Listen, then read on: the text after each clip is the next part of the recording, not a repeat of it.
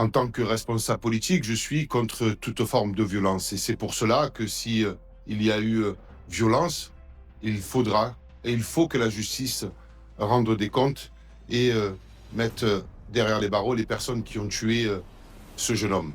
Je crois Bonjour à Sébastien tous. Aujourd'hui, on parle de Sébastien Delogue. On le sait, il a souvent le don de faire sourire, parfois même de faire rire. Mais cette fois, le sujet n'avait rien de drôle.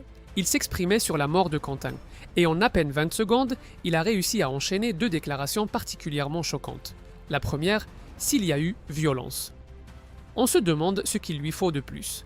Des images circulent, un jeune homme de 23 ans est décédé, le crâne fracassé. Et malgré cela, il évoque encore l'hypothèse d'une violence. Cette formulation laisse perplexe. La seconde déclaration surprenante concerne la justice, qui selon lui devrait rendre des comptes. Comme si, dans cette affaire, l'institution judiciaire était celle qui devait se justifier, et non les auteurs des faits. Cette inversion des responsabilités interpelle. Et pourtant, cet homme ambitionne de briguer la mairie de Marseille, deuxième ville de France. Heureusement pour certains, les sondages ne semblent pas jouer en sa faveur. Beaucoup estiment que les électeurs ne se laisseront pas convaincre par ce type de discours.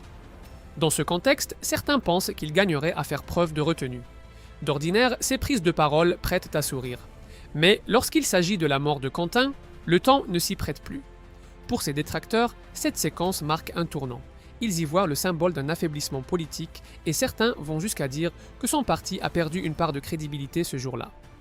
2027 approche et le débat, lui, ne fait que commencer.